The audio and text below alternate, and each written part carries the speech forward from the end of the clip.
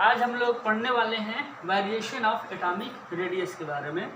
Atomic radius का variation क्या है, अलोंग द पीरियड और डाउन द ग्रुप। ठीक है, तो फर्स्ट देखते हैं अलोंग द पीरियड। जब पीरियोडिक टेबल में लेफ्ट टू राइट जाते हैं तो एटॉमिक रेडियस पे क्या इफेक्ट पड़ता है, और टॉप टू बॉटम जाते हैं तो एटॉमिक रेडियस पे क्या इफेक्ट पड़ता है, आज हम लोग वो देखने वाले हैं। ठीक है, चलिए स्टडी करते हैं, स्टार्ट करते हैं। फर्स्ट जो है अलोंग द पीरियड। ठीक है, देखिए जैसे मान लीजिए लिथियम है, बेरिलियम है, boron, carbon, nitrogen, oxygen, fluorine. ठीक है बच्चों, लिथियम का एटॉमिक नंबर 3, बेरिलियम का 4, बोरान का 5, कार्बन का 6, नाइट्रोजन का 7, ऑक्सीजन का 8 और फ्लोरीन का 9। ठीक है, 3 क्या एटॉमिक नंबर है जिसको हम जेड से दिखाते हैं, और एटॉमिक नंबर ही बोलते हैं number of proton, number of proton. ठीक है बच्चों, एटॉमिक नंबर को हम क्या बोलते हैं, नंबर ऑफ प्रोटॉन। प्रोटॉन कहाँ होता है, न्यूक्लियस के अंदर होता है। ठीक है, ये न्यूक्लियस है, इस न्यूक्लियस में क्या होते हैं, प्रोटॉन प्रेजेंट होते हैं। ठीक है, जितने एटॉमिक नंबर होगा उतना प्रोटॉन होगा, और प्रोटॉन पे पॉजिटिव चार्ज होता है। जैसे लिथियम का एटॉमिक नंबर 3 है तो बोलेंगे न्यूक्लियस में 3 प्रोटॉन है, 1 2 3। बेरिलियम का एटॉमिक नंबर 4 है तो बोलेंगे बेरिलियम में 4 प्रोटॉन है, 1 2 3 4। तो जितना एटॉमिक नंबर होता है वही उतना ही न्यूक्लियस में प्रोटॉन होते हैं, मतलब उतना ही न्यूक्लियस में पॉजिटिव चार्ज होता है। ठीक है, तो यहाँ पर देखते हैं कि लेफ्ट टू राइट जैसे हम लोग मूव करते हैं तो होता क्या है कि नंबर ऑफ सेल सेम रहते हैं। ठीक है, नंबर ऑफ सेल कांस्टेंट होता है। ठीक है, नंबर ऑफ सेल क्या होता है, कांस्टेंट होता है। देख लेते हैं, लिथियम का 3 है तो 2 1, बेरिलियम का 4 है तो 2 2, बोरान का 5 है तो 2 3, कार्बन का 6 है तो 2 4, नाइट्रोजन का 7 है 2 5, और ऑक्सीजन का 8 है 2 6, फ्लोरीन का 9 है तो 2, फ्लोरीन का 9 है तो 2 7।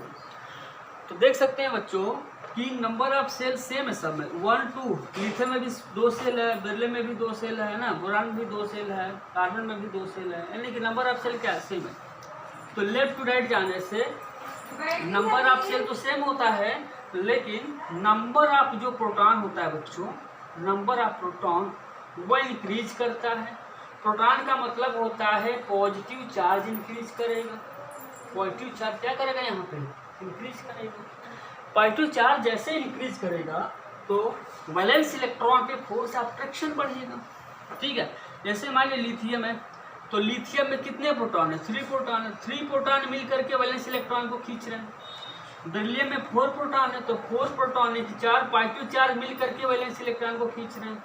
बोरान में 5 है तो 5 पॉजिटिव चार्ज क्या है, यहाँ पे मिल करके वैलेंस इलेक्ट्रॉन को क्या कर रहे हैं, वो खींच रहे हैं। उस तरह से फ्लोरीन में देखा जाए तो फ्लोरीन में 9 प्रोटॉन है, तो 1 2 3 4 5 6 7 8 9 प्रोटॉन है, तो 9 प्रोटॉन मिल करके वैलेंस इलेक्ट्रॉन को खींच रहे हैं। तो नंबर ऑफ सेल तो सेम है, लेकिन नंबर ऑफ प्रोटॉन इंक्रीज करता है। तो यहाँ पे 9 प्रोटॉन जो है इलेक्ट्रॉन को ज़्यादा तेजी से खींचेगा, फोर्स ऑफ अट्रैक्शन ज़्यादा लगाएगा तो साइज छोटा हो जाएगा। ठीक है, उसी तरह से देखो 3 प्रोटॉन है, इलेक्ट्रॉन पे 3 प्रोटॉन मिल करके इलेक्ट्रॉन को खींच रहे हैं। यहाँ पे 4 प्रोटॉन मिल करके इलेक्ट्रॉन खींच रहे हैं, तो बताओ 3 प्रोटॉन ज़्यादा फोर्स लगाएगा कि 4 प्रोटॉन ज़्यादा फोर्स लगाएगा। तो 4 प्रोटॉन का इस इलेक्ट्रॉन पे अट्रैक्शन फोर्स ज़्यादा लगेगा। जब फोर्स ज़्यादा लगेगा तो साइज यहाँ से डिक्रीज होगा। यहाँ से 5 प्रोटॉन मिल करके इलेक्ट्रॉन को खींच रहे हैं, तो यहाँ पे इलेक्ट्रॉन को और फोर्स ज़्यादा लगेगा तो और साइज कम हो जाएगा। यहाँ पे 9 प्रोटॉन मिल करके इलेक्ट्रॉन को खींच रहे हैं, तो यहाँ पे वैलेंस इलेक्ट्रॉन पे प्रोटॉन का फोर्स ज़्यादा होगा तो और फोर्स लगेगा, साइज और कम हो जाएगा। तो कह सकते हैं कि लेफ्ट टू राइट जाने से एटॉमिक रेडियस डिक्रीज करता है, क्योंकि नंबर ऑफ प्रोटॉन डिक्रीज करते हैं। ठीक है, नंबर ऑफ प्रोटॉन इंक्रीजेस, और इसी को बोलते हैं nuclear charge increases. Nuclear charge increases, number of proton increases, इसी को बोलते हैं न्यूक्लियर चार्ज इंक्रीजेस। जब न्यूक्लियर चार्ज इंक्रीज करेगा तो वैलेंस इलेक्ट्रॉन पे फोर्स ज़्यादा लगेगा तो साइज छोटा होता हुआ चला जाएगा। ठीक है, तो लेफ्ट टू राइट जाने से साइज छोटा होता है, क्योंकि नंबर ऑफ प्रोटॉन या कह सकते हैं न्यूक्लियर चार्ज इंक्रीज करता है, जिससे वैलेंस इलेक्ट्रॉन पे फोर्स ज़्यादा लगता है और साइज धीरे धीरे छोटा होता हुआ चला जाता है। ओके बच्चों, चलिए अब नेक्स्ट बात करते हैं डाउन द ग्रुप। सेकेंड जो होगा वो हमारा होगा डाउन द ग्रुप। ठीक है, यदि हम पीरियोडिक टेबल में टॉप टू बॉटम जाते हैं तो एटॉमिक रेडियस पे क्या इफेक्ट पड़ता है वो देखने वाले हैं। जैसे मान लीजिए हमारे पास क्या है, लिथियम है, सोडियम है, पोटेशियम है, रुबिडियम है, सीजियम है। ठीक है, तो हम टॉप टू बॉटम जा रहे हैं। जैसे यहाँ पे बेरिलियम है, उसके बाद यहाँ पे मैग्नीशियम है, कैल्शियम है, स्ट्रांसियम है और बेरियम है।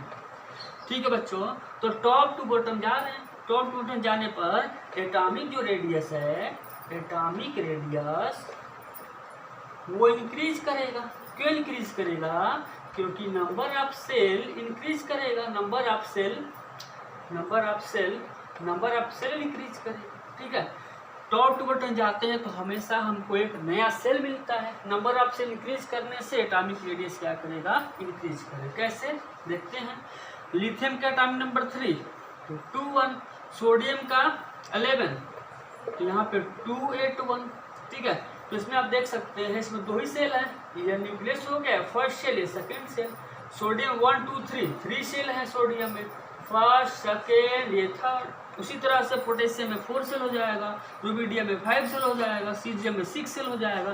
तो नंबर ऑफ सेल बढ़ने से साइज क्या होता है? बढ़ जाता है। देखिए यहाँ पे 2 सेल हैं तो न्यूक्लियस और वैलेंस इलेक्ट्रॉन के डिस्टेंस ये है।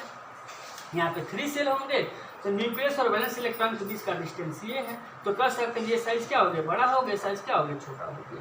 तो टॉप टू बॉटम जाने से नंबर ऑफ सेल इंक्रीज करता है, जिससे एटॉमिक रेडियस भी इंक्रीज करता है। ओके बच्चों, अब थोड़ा सा बात करते हैं एक्सेप्शन की। एक्सेप्शन इसमें क्या आता है?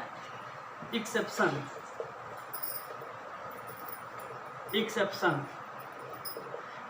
क्या आता है इसमें देखने वाले? एक्सेप्शन क्या है इसमें?